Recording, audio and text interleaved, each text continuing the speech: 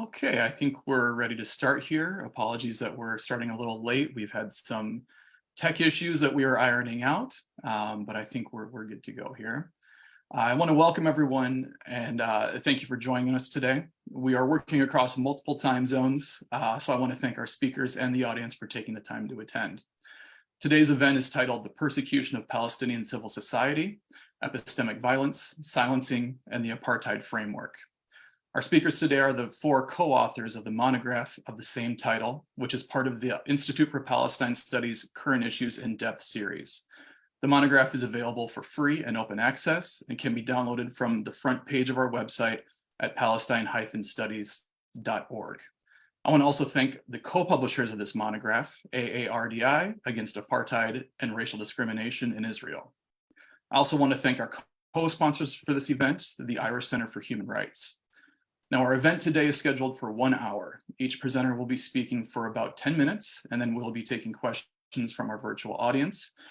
So those in attendance, please feel free to type your questions in the chat, and we can ask those to our presenters for discussion. My name is Stephen Bennett, and I'm the director of the Institute for Palestine Studies USA office in Washington, D.C. For those of you who might be attending one of our events for the first time, I'll introduce IPS a little bit. The Institute for Palestine Studies USA is an independent 501c3 public charity dedicated to the documentation, preservation, and knowledge production on Palestinian affairs. IPS USA raises public awareness, informs policy, and engages with various constituencies on significant issues related to Palestine in the US and in the Middle East. IPS USA is a sister organization of the larger Institute for Palestine Studies, founded in 1963 and headquartered in Beirut. We also have an office in Ramallah, Palestine as well. So I'll quickly introduce our speakers here. Firstly, we have Rania Muharrab. She is an Irish Research Council and Hardiman PhD scholar at the Irish Center for Human Rights in the School of Law at the University of Galway. She is a policy member of El Shabaka and a former legal researcher and advocacy officer with El Haq. Also, hopefully joining us will be Dr. Susan Power. She is having some tech issues, so we're trying to get that figured out right now. Dr. Power is the head of legal research and advocacy at El Haq. She previously lectured for 7 years and was acting program director at Griffith College, Dublin, and has been a member of the Irish Red Cross Committee on International Humanitarian Law. Dr. Power holds a PhD in international law from Trinity College, Dublin. She is a co-editor along with Nada Kiswanson of the forthcoming book, Prolonged Occupation and International Law, which I know is now available for pre-order on the Brill website. Next up will be Piers Clancy, an Irish Research Council PhD scholar at the Irish Center for Human Rights in the School of Law at the University of Galway. He is a former legal researcher at El Haq. Piers received his LLM in Peace Operations, Humanitarian Law, and Conflict from the Irish Center for Human Rights as well. And fourth up will be Elizabeth Regabi. She is the Levant researcher at the Cairo Institute for Human Rights Studies based in Tunis. She received her MA in Middle Eastern Studies from Columbia University in New York and her BA in Government from Georgetown University. And with all that taken care of, I will turn it over to Rania, who is first up. Thank you so much, Stephen. So good morning, afternoon, and evening to everyone joining us here today. I'd really first like to thank Stephen and Laura and the entire team at the Institute for Palestine Studies, both for publishing the monograph and for making this event today possible. We really appreciate it, and it's been a pleasure working with you. So this webinar is co-hosted also by the Irish Center for Human Rights, where both myself and Piers are based. And I want to start by acknowledging that as we're talking today, we continue to witness a serious escalation in excessive use of force in Palestine, a shoot to kill policy by the Israeli occupying forces, including extrajudicial executions, mass arbitrary detention and arrests, collective punishment, and a rise in settler violence against Palestinians and their property. So these are all committed with the full support of the Israeli occupying forces and in complete impunity. The monograph that we're here to discuss today is about the persecution of Palestinian civil society organizations. And the four of us are going to be discussing different sections of this monograph. I will start by highlighting that when we started writing this monograph, our intention was to shed further light on the attacks we've seen over the past year against Palestinian human rights organizations, including Al-Haq, Defense for Children International Palestine, Al-Damir, the Union of Agricultural Work Committees, the Union of Palestinian Women's Committees, and Bassam Center for Research and Development. So these 6 organizations are at the forefront of human rights and civil society work in Palestine, and they have been arbitrarily designated in October last year as so-called terror organizations by the Israeli Defense Minister. In writing this monograph, we then witnessed further escalations in the attacks against these organizations. So in August 2020, Israeli occupying forces raided and forcibly closed 7 leading Palestinian human rights and civil society groups, including the 6 designated in October 2021, as well as the health work committees, which have been at the forefront of the COVID-19 response in the occupied Palestinian territory. So in the monograph, we argue that the attacks against Palestinian civil society form part of a systematic policy to silence and delegitimize all forms of Palestinian resistance to Israeli oppression, including efforts to seek justice and accountability under international law. We understand silencing and delegitimization of Palestinian human rights advocacy as tools to entrench Israeli apartheid over the Palestinian people. To make this argument, we draw on Article 2F of the 1973 Apartheid Convention, which was adopted by the UN General Assembly. So this provision considers that an inhuman act amongst the inhuman acts of apartheid are the persecution of organizations and persons by depriving them of fundamental rights and freedoms because they oppose apartheid. What I will focus on in my initial remarks is the first part of the monograph, in which we talk about the silencing attempts as efforts to undermine the knowledge production by Palestinians, and of course the critical documentation of widespread and systematic human rights violations by Palestinian human rights groups on the ground. So we understand these Israeli attacks in epistemic terms, that is, as efforts to undermine this knowledge production and efforts to challenge Israel's settler colonialism and apartheid over Palestinians. So persecution as this inhuman act of apartheid helps us make sense of a broader effort to silence Palestinians, to prevent documentation of serious violations on the ground, and of course, to seek accountability at the international level. It's important to highlight that Palestinians have for decades sought to challenge Israeli apartheid, both in scholarship and advocacy, as well as through grassroots mobilization. All of this within a context of erasure of Palestinian voices and experiences, both physical and material attacks against Palestinians, as well as dispossession on the ground, but also efforts to discredit Palestinian voices. In the words of Edouard Said, for example, Palestinians have long been denied the right to narrate their lived experiences. It's therefore unsurprising that Palestinian advocates and allies who have played a leading role in challenging Israeli apartheid over the years have also been subjected to systematic attacks and smear campaigns for speaking out. The apartheid framework, as well as the framework of settler colonialism, which we employ in this monograph, have allowed Palestinians to affirm agency and ownership over the very discourse on Palestinian oppression. This means that understanding attacks on Palestinian civil society as efforts to undermine knowledge produced by Palestinians is an important aspect of the argument that we are making. Epistemic violence, which is in the title of the monograph, is understood as the violence arising at the level of knowledge production. And this is embedded in systems of domination and the dispossession of indigenous peoples, which is inherent in the Zionist settler colonial project. In the colonial encounters, scholars have argued that local knowledge has often been dismissed and that indigenous knowledge systems have been rejected as irrelevant or discredited in other ways.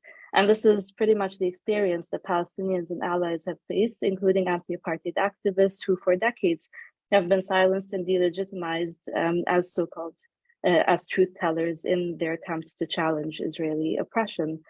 These dynamics also persist today, as we argue, in the Western media's decontextualized reporting on Palestine, the refusal to recognize Israeli crimes, but also more broadly, we refer, for example, to the work of Noor Masalha, the Palestinian historian, who has noted that erasing Palestine and appropriating its heritage has been fundamental to Zionist colonial practices before, during, and since the Nakba of 1948. This is the broader context that we understand the delegitimization of Palestinian human rights advocacy in.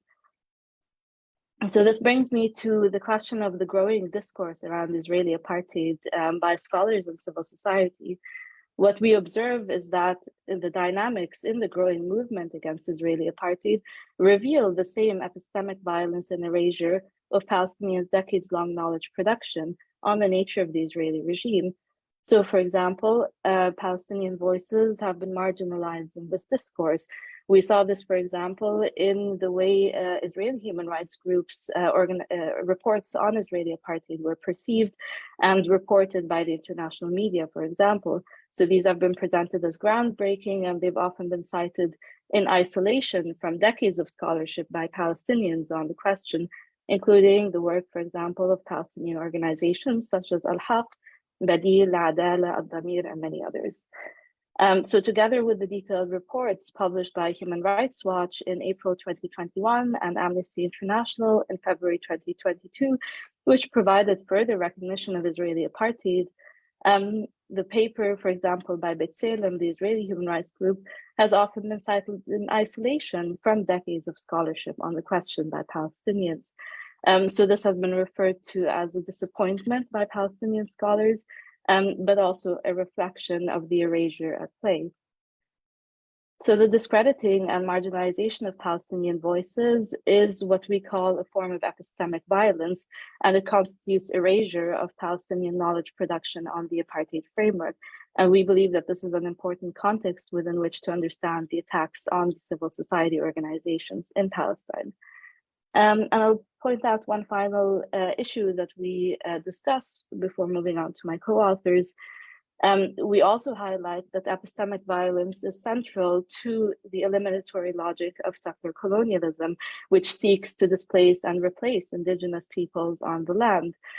So to counter the silencing of Palestinians, including the work of civil society organization, requires us, first of all, to engage critically with the knowledge produced by Palestinians in the anti-apartheid movement over the years. This means engaging with the argument that apartheid is premised on the fragmentation of the Palestinian people on both sides of the Green Line and in exile, and the need to center the ongoing Nakba, so the ongoing catastrophe and denial of the right of return, as well as the right of self-determination of the Palestinian people in this discourse. And finally, the importance of understanding apartheid within a broader context of Zionist settler colonialism, rather than in isolation from this context. So these arguments are still missing from the work of Israeli and international human rights organizations who have adopted the apartheid framework in recent years. Finally, in order to reverse epistemic violence, we believe that the struggle against Israeli apartheid must seek to elevate Palestinian analyses and critiques and to challenge the institutionalized silencing of Palestinians. Through this arbitrary designation of Palestinian civil society groups as so-called terror organizations, the Israeli regime seeks to discredit decades of Palestinian anti-apartheid knowledge production and to justify the very oppression that civil society is seeking to challenge. So we believe that in the growing movement against Israeli apartheid internationally, it's essential then to lend support to the work of Palestinian civil society, to reject these baseless designations by the Israeli occupying authorities, and of course to elevate the experiences of and the knowledge production by Palestinians who have been directly affected by Israeli apartheid. I will stop here and give the floor to my co-authors. And it looks like we are still waiting for Dr. Power to join us. It looks like we still have tech issues on her end. So if it's okay, we will go next to Pierce Clancy.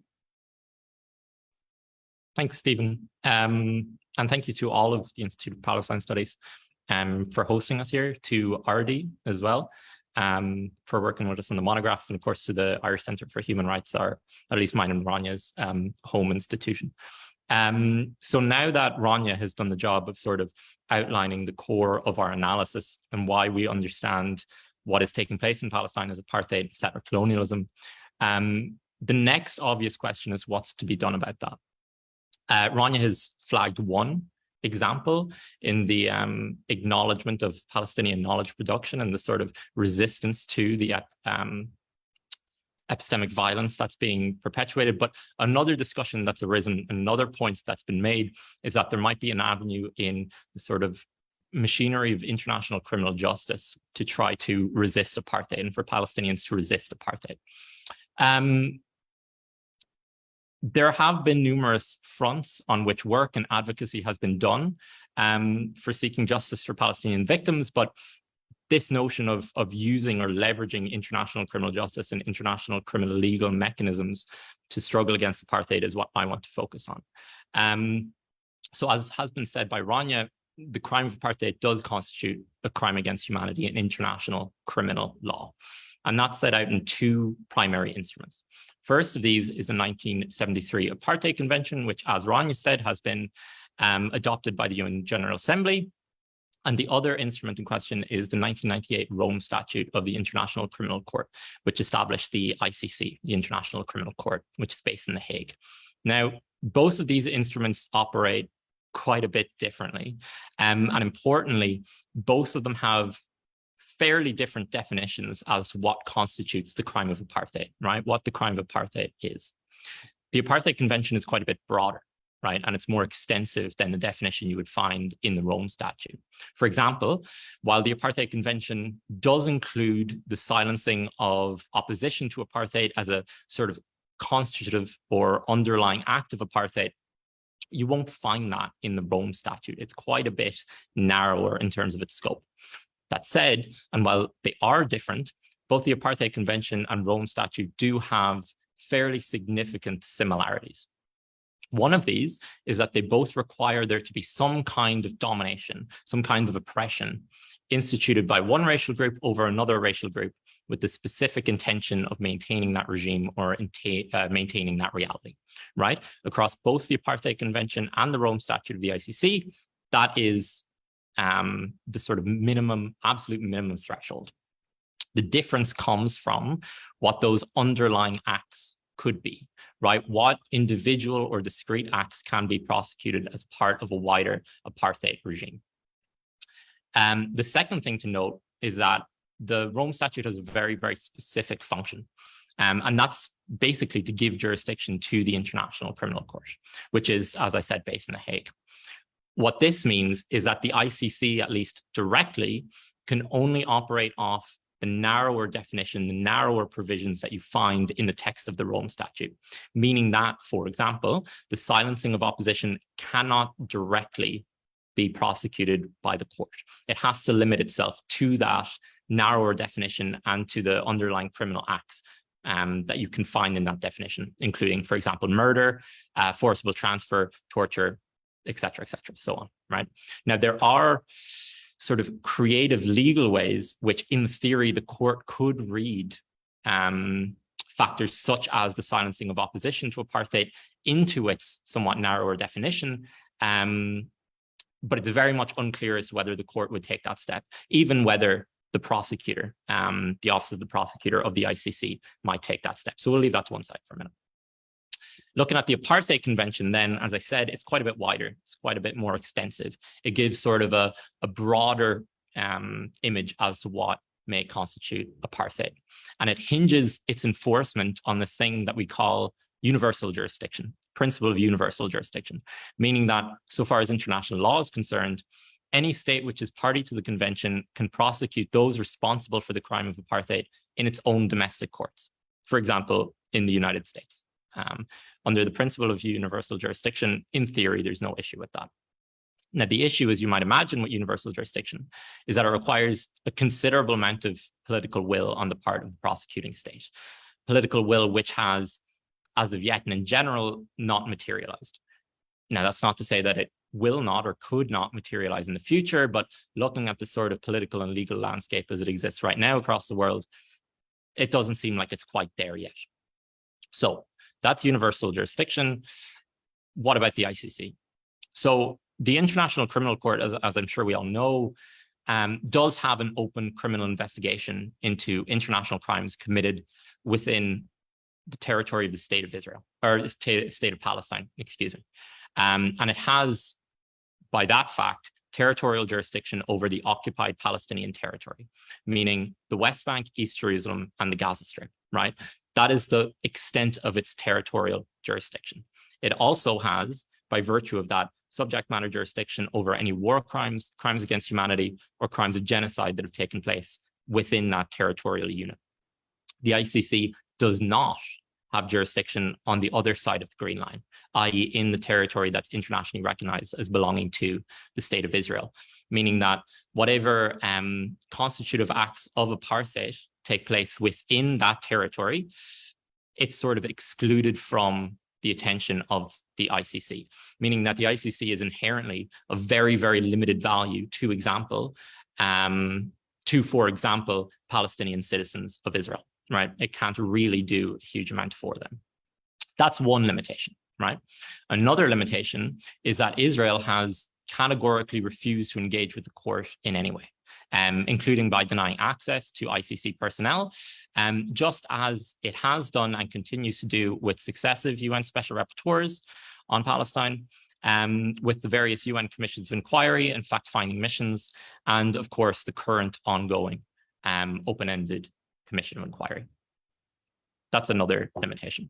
Third limitation then that's worth mentioning is that since the criminal investigation was opened last year, there has been a change in prosecutor. A new prosecutor has been elected.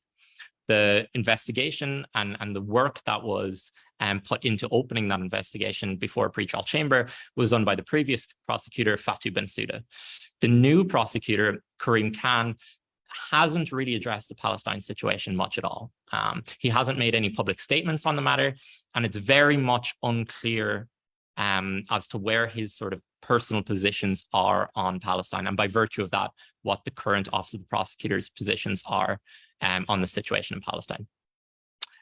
It's difficult to speculate what that means, if that's something to be concerned about or not, but it is worth noting that he is, by quote unquote deprioritizing resources within the office, has effectively excluded crimes committed by, or crimes allegedly committed by, US military forces in Afghanistan from the scope of his investigation, which doesn't really bode terribly well for the role that the ICC can play in Palestine at this time.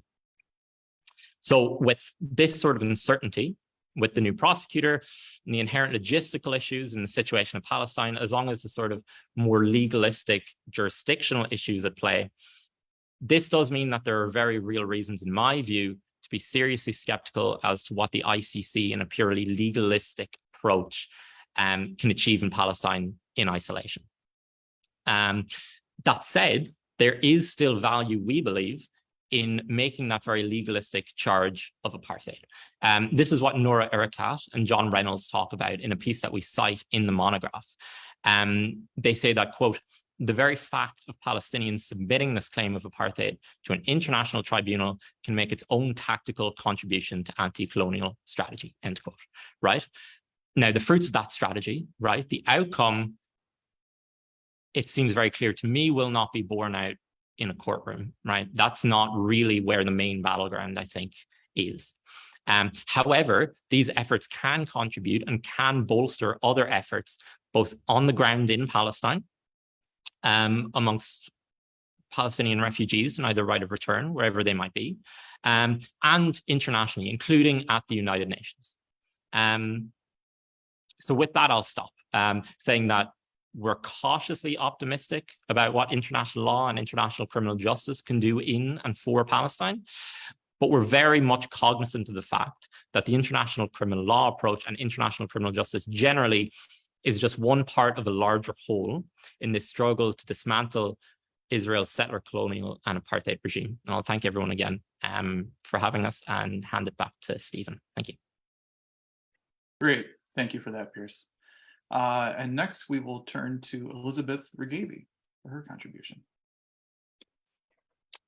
Thank you, Stephen. So I'd like to begin by also thanking the Institute for Palestine Studies and the Irish Center for Human Rights for organizing this event. I'm very happy to have the opportunity to speak with you all today. So in my intervention, I'll be focusing on a couple of areas. So taking a look at the sharp uptick in global consensus that global civil society consensus that Israel is committing the crime of apartheid and how that has impacted developments on the UN level. And then I'm also going to take a look at the role of UN mechanisms in addressing the root causes of the situation in Palestine as well as apartheid and what that can mean for accountability efforts.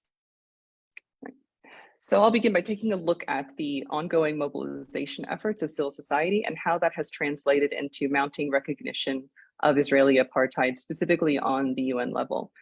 For over 3 years, a coalition of Palestinian regional and international civil society organizations have campaigned in order to increase international recognition that Israel has established an apartheid regime over the Palestinian people as a whole.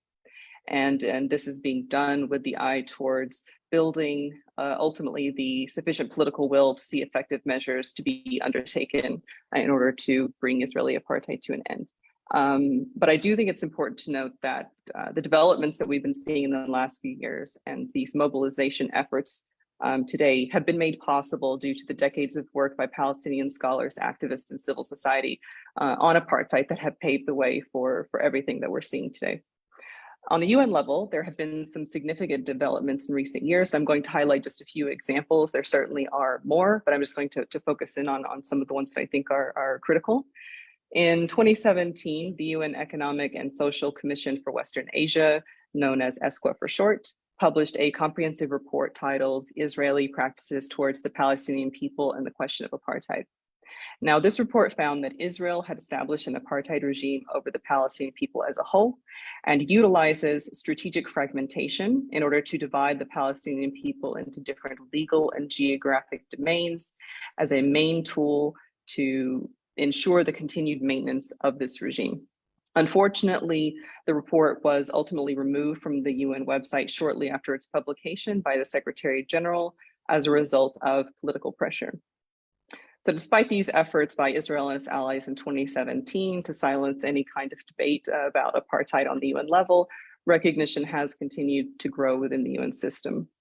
So for example, during its review of Israel in 2019, the Committee on the Elimination of Racial Discrimination found in December of that year that Israel had violated Article 3 of the International Convention on the Elimination of All Forms of Racial Discrimination, which prohibits racial segregation and apartheid. And it found that this violation was occurring on both sides of the Green Line, so both inside of Israel and in the occupied Palestinian territory. Most recently, in March of this year, the former Special Rapporteur on Palestine, Michael Link, and his final report to the Human Rights Council found that Israel was committing the crime of apartheid in the occupied Palestinian territory as part of its broader settler colonial project. And he also recommended that the international community both accept and adopt the findings of human rights organizations that apartheid was being practiced by Israel, not only in the occupied Palestinian territory, but beyond this limitation. As well, over the last 3 years, there has also been an increase in the number of UN member states that have spoken out, recognizing that Israel is committing the crime of apartheid and condemning these practices at the Human Rights Council, as well as the General Assembly. And I'll just quickly note here, as it's significant that these member states are being led by South Africa and Namibia. So next, I'm going to quickly take a look at some shifts in the way the UN is beginning to deal with the situation in Palestine and the opening of the door towards addressing root causes, as well as the examination of the crime of apartheid and its applicability to the situation on the ground. So following the Israeli escalations against the Palestinian people during the Unity Intifada in April and May 2021, the Human Rights Council established an ongoing commission of inquiry to investigate, quote, all underlying root causes of recurrent tensions, instability, and protraction of conflict, including systematic discrimination based on national, ethnic, racial, or religious identity. And the geographic mandate the commission of inquiry was given was for the occupied Palestinian territory, including East Jerusalem and Israel. So this mandate opens the door for the commission of inquiry to investigate the crime of apartheid against the Palestinian people as a whole. And in their first report to the Human Rights Council, the commissioners expressed that they intended to also engage with Palestinians that are living outside of Israel and Palestine. So we have an opportunity here for a mechanism that will truly engage with the issues in a more holistic approach. If we look back at prior years and the way that the UN has dealt with the situation in Palestine, it has established various mechanisms, from commissions of inquiry to fact-finding missions, as well as the special rapporteur mandate, of course. However, the focus has been on the occupied Palestinian territory only. And so this approach, of course, fails to address the Palestinian people as a whole, and further contributes to the normalization of Israel's strategic fragmentation. So the geographic mandate that was given to this new commission of inquiry provides a promising alternative to the UN's longstanding approach, which has failed to deal with the human rights violations for Palestinians inside of Israel, as well as those that are displaced abroad as refugees and exiles that are denied the right to return to their homes, lands, and properties. And so it is for this reason that the new Commission of Inquiry sets an important precedent on how in the future the UN can address the situation for the Palestinian people, and could potentially impact the existing mechanisms and the way they function, and potentially opening the door to expanding the mandates of these previous mechanisms. And so this brings me to my final point that I wanted to discuss, which was to look at the UN mechanisms that existed to address apartheid in South Africa and what that could mean in the Palestinian context. Excuse me. So in 1962, the General Assembly established the UN Special Committee Against Apartheid, and then it also established in 1967 a mechanism that worked very closely. These two mechanisms worked hand in hand to address the situation, and this was the UN Center Against Apartheid. And these two mechanisms played a key role within the international community towards supporting the struggle against apartheid and organizing the collective international response to what was happening. And I think something that is really interesting about the way these mechanisms functioned, and I think it's unique compared to the way other mechanisms that have been established by the UN on various range of issues, is that the committee and the center were very proactive in what they did due to the explosive situation. And so they were very action-oriented from their inception, and they conducted a wide range of activities that had impacts on the ground. And so I'm going to just mention a few of these, but it's of course not exhaustive for the significant role that they played. So together, these two mechanisms pressed for effective sanctions. They built support for collective international action, legitimized calls for boycotts, divestment, and sanctions. They also studied and documented apartheid, what its impacts were on the people, and what kinds of international repercussions this had. And critically, something that was, I think, unique to these mechanisms, reported on the role of third states in the international community and assessing their compliance with international law and relevant resolutions in their dealings and relationships with the South African apartheid regime. And just a couple more points. These mechanisms also campaigned for the release of political prisoners and carried out critical public awareness campaigns about apartheid and what it means. So because of how effective these mechanisms were in addressing the situation in the South African context and occupied Namibia, Palestinian and global civil society have consistently campaigned for the reconstitution of both of these mechanisms as a potential avenue to address Israeli apartheid and coordinate international response.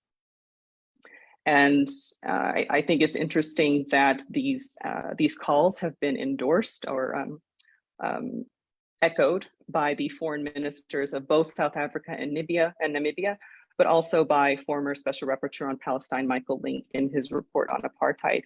He included a recommendation to see this special committee reconstituted. If the General Assembly does decide to take this step in the future to reconstitute either these pre-existing mechanisms or to establish a new mechanism that could serve a similar purpose, it's critical that these bodies are empowered similarly to what we saw in the historical context for South Africa to be proactive in the Palestinian context, to be able to report authoritatively on Israel's apartheid regime, to address the role and complicity of third states in providing support and aid in enabling the apartheid regime to continue, and to advocate for an organized, coordinated international action towards bringing Israeli apartheid to an end. And I will close by saying that the adoption of the apartheid framework within the UN and by the international community ultimately will be a critical step toward recognizing the reality on the ground for what it is, but maybe even more importantly, towards recentering the experience of the Palestinian people as a whole within the way the international community has been dealing with the situation. And I will stop there. Thank you. Great. Thanks so much, Elizabeth. So unfortunately, it looks like we have not been joined yet by Dr. Power. We hope everything is okay with her. I want to remind everyone in attendance that if you have any questions you'd like to ask to the panel, please type it in the chat and we'll be able to ask those questions. So far, it looks like we have a couple. The first one being, can or has there been a petition submitted to stop all UN funding for Israel until they respond to the ICC?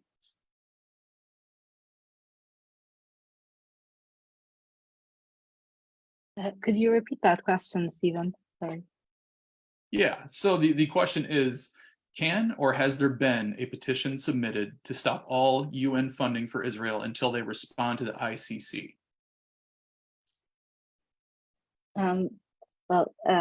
Beth and Piers, feel free to jump in, but to my knowledge, there has not been any such petition. But as Beth was saying, there have been countless petitions for the UN, in particular the General Assembly, to recognize the situation of apartheid over the Palestinian people. And yes, there have also been calls for divestment and other forms of coercive measures until Israel complies with its obligations under international law. And these have been made by hundreds of Palestinian, regional, and international organizations, and a growing number of groups over the years. And today we are seeing these discussions taking place at the General Assembly. Just yesterday, the UN Special Rapporteur on Palestine, Francesca Albanese, and the UN Commission of Inquiry, which Elizabeth mentioned, presented their reports to the General Assembly. And in these reports, so the Commission of Inquiry refers to Israel's perpetual occupation as unlawful, and the Special Rapporteur adopts the apartheid framework and the settler colonialism frameworks as relevant to the understanding of the situation on the ground, and she advocates for the right of self-determination of Palestinians. So there has been a lot of effort in this regard. I might offer a very quick answer as well. Tying it back to the idea that there are very severe limitations of relying on the ICC. I mean, the International Criminal Court is not just an international court, but in many ways, it's also an international organization made up of states and consented to by states. The state of Israel is not a state party to the Rome Statute. It's not a member of the court, and it doesn't engage with its infrastructure. The Rome Statute does include obligations to cooperate with the court, but the nature of international law and the nature of the Rome Statute is that that doesn't directly apply to non-states parties, which is an issue for the situation in Palestine, given non-membership of Israel. Similarly, also the situation in Afghanistan, given the non-membership of the United States. It's very, very difficult to make non-member states engage with the International Criminal Court. And that's something that you see playing out right now in a different context, in the context of the Russian invasion of Ukraine. Russia is not a member state or a state party to the Rome Statute. So it's very difficult to try to make Russia cooperate with the court. In this exact same situations applies to Israel. So. Great, thank you for that. So we have a few more questions coming through here.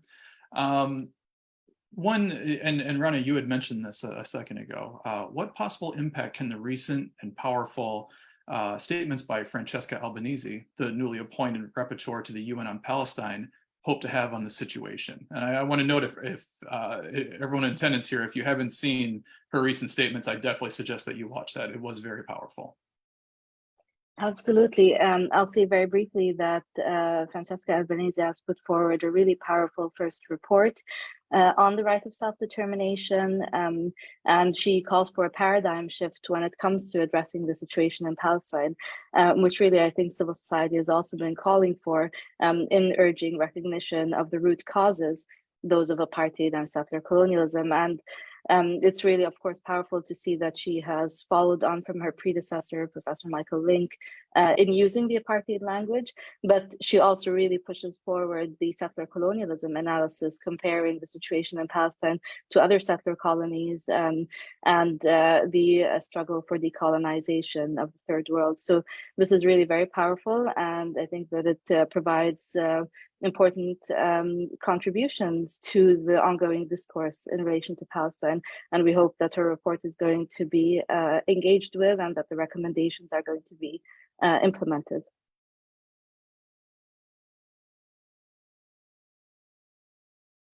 I also jump in maybe and add a couple of thoughts to what Rania said, but I think I mean, she had a very powerful report. And going back to the comments I made, and I was discussing the limitations of the different mandates and mechanisms by the UN, I think what was very interesting about what she did in her report was that while she remained within the limitations of her geographical and temporal mandate, she did a very good job of fully contextualizing what was happening in the occupied Palestinian territory into the bigger picture.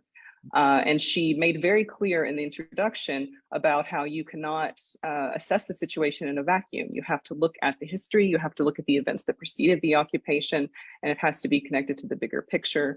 And so she did that by looking at the events preceding, leading up to the Nakba in 1948, but also by looking at the situation or mentioning the situation for refugees that are outside of Israel and Palestine as well, denied the right of return. So I think it's interesting to see how collectively looking at the growing consensus about apartheid, the mounting recognition, and the impacts this is having on how the narrative is shifting, and it's shifting even within the United Nations. So I think that's part of the significant contribution that she's making right now.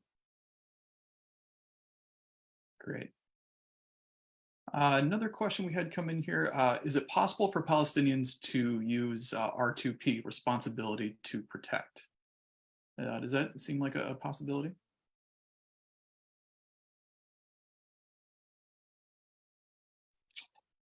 I can offer a short answer to that. I'm skeptical. R2P is in large part largely a political instrument, and one that's kind of fallen out of favor, particularly since it was used and disastrous results in scenarios such as Libya. I'm not sure there is a huge amount of appetite to re-engage that particular paradigm, particularly not in the context of a very strong Western ally such as Israel, to be honest.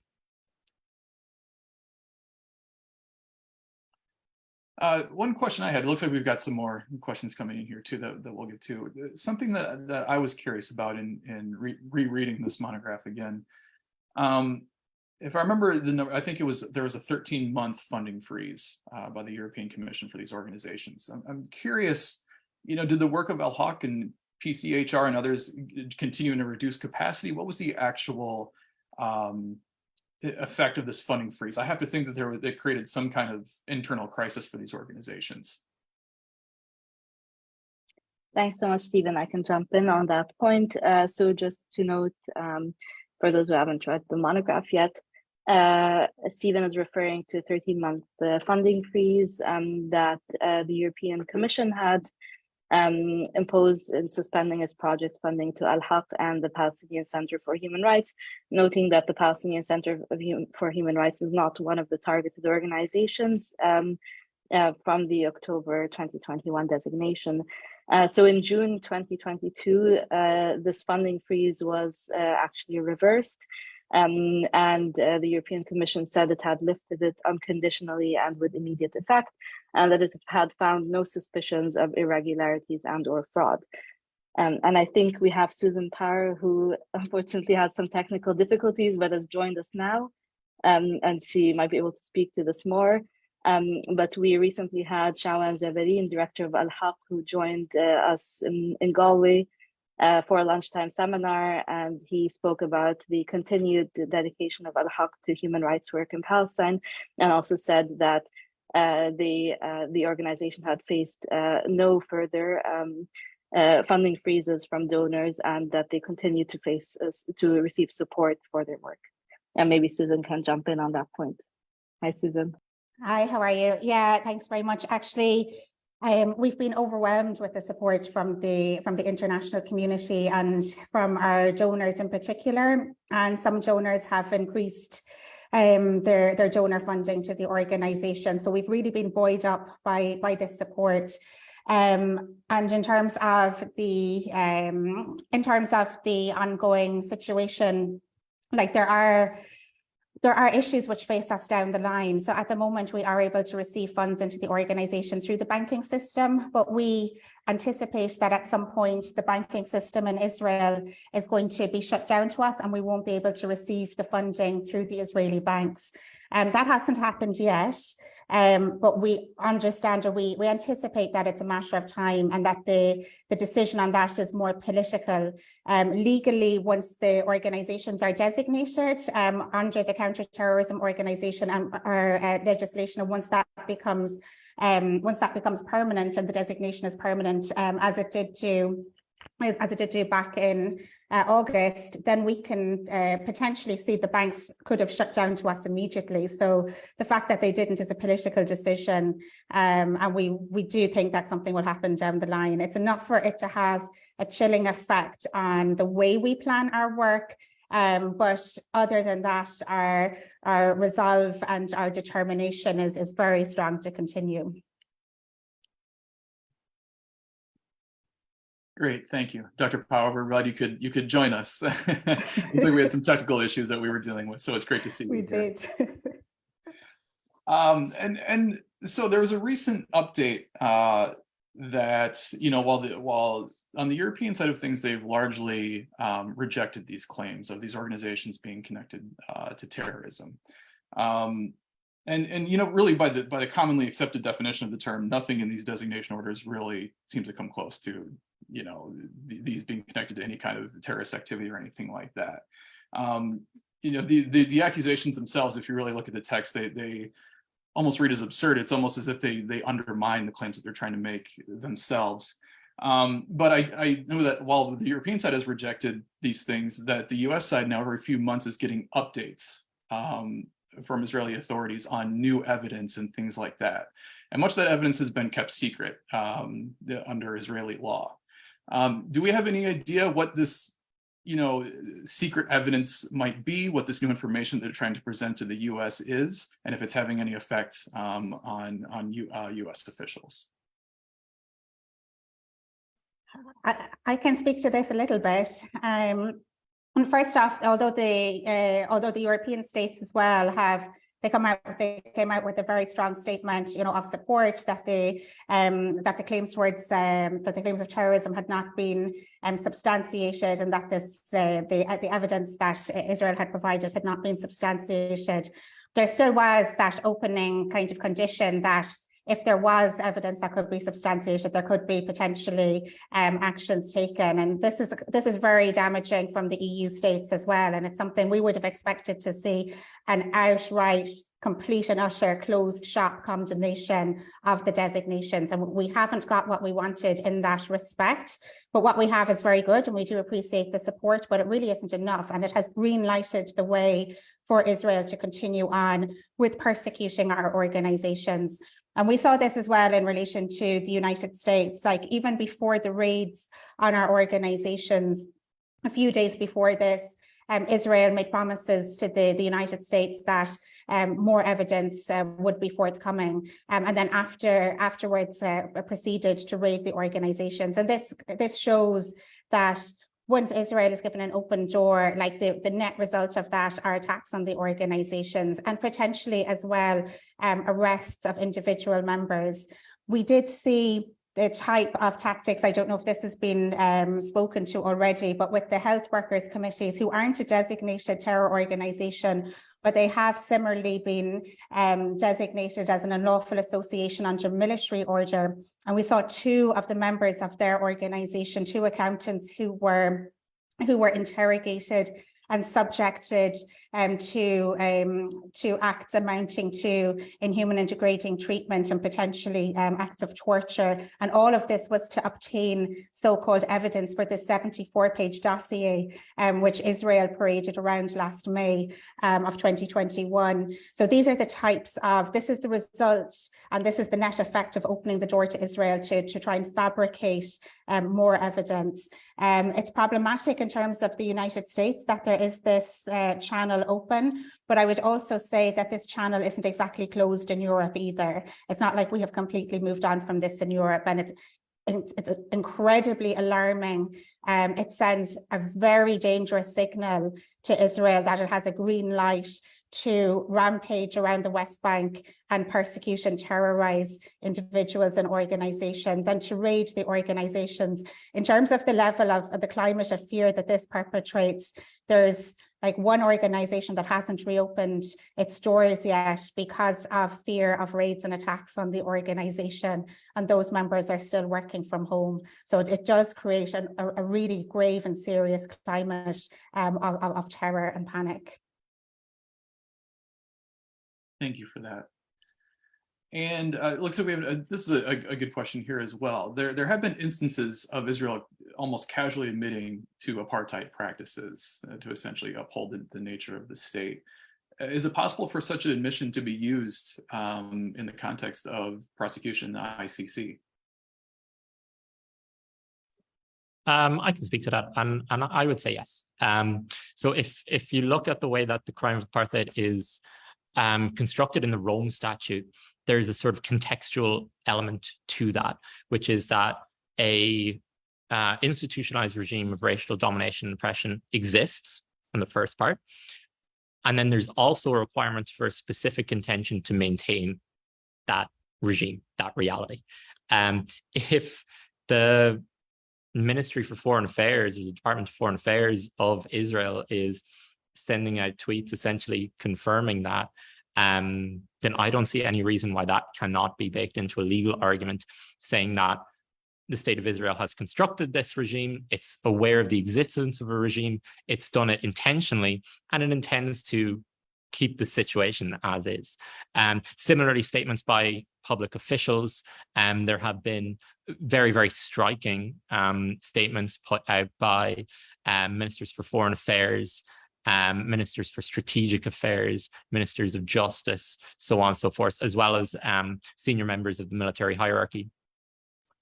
All of these can be used to prove that sort of contextual element of the existence of a regime, and also the aspect of the specific intent to maintain that regime. That is all, by my estimation, fair game if a prosecutor of the International Criminal Court chooses to go ahead with a charge of apartheid, which of course we hope that they will. Great. And so we're approaching the end of our time here. I do want to be sure to open the floor to Dr. Power in case there's any additional comments that you want to make, or before we close out. Thank you very much, and I do, and my apologies for the very technical glitch here. But I would say that this is still a very real and alarming threat to us. We've had only in the last 2 weeks, one of the members of the other organizations, the director of the Palestinian Women's Committees, was prevented from traveling at Allenby as well. So we're seeing these direct targeting of the directors of the organizations. And we would say that the directors of the organizations in particular are at risk. And we would highlight that is a very real threat that still continues. So now we've 3 directors of the organizations of the 3 designated, of 3 out of the 6 designated organizations who've been denied travel outside of the occupied Palestinian territory. So we expect that we're going to see more of this type of persecution. And it's just a matter of it being on pause for political reasons. Usually we see this when everything dies down, when all eyes are off us again, Israel will strike once more. So it has a very serious chilling effect on our work. And this is why it's particularly important as well for third states to absolutely and categorically condemn the designations and completely and utterly close the chapter on it and not give an invitation for Israel to produce more evidence. This is very damaging consequences on the organizations. But we'd also say, you mentioned there the International Criminal Court. It's also an obligation of the members of the Assembly of States Parties at the International Criminal Court to ensure that organizations that are assisting the court and providing evidence to the court, that those organizations are protected, and those are obligations that accrue to the member states of the Assembly of States Parties. And we would expect a full intervention here to protect our organizations that are cooperating with the court. So this in particular, we would like to say, and we urge the third states who are funding our organizations to ensure and continue that support, and it really is vital. And we must see this as a first step by Israel. This is a first step to strike at the core and leading international human rights organizations, Palestinian human rights organizations, but it won't end there. The net will be spread wider, and the intent is to completely dismantle Palestinian civil society. So there's no properly functioning civil society, and Israel can continue on unhindered with the complete last phase of its colonization of the Palestinian territory. What we're seeing here are the very last steps of a settler, colonial and apartheid regime. Thank you for that, Dr. Power. We appreciate that. So we are just a bit over time, but that's what happens when you have a great and informational discussion like this. I want to thank all of our panelists again for joining us and presenting today, and I want to thank our audience for attending. Again, the monograph that we've discussed today is available for free to download at palestine-studies.org, and a recording of this event will be available on our social media platforms and on our website. So thank you, everybody, again. We greatly appreciate your time.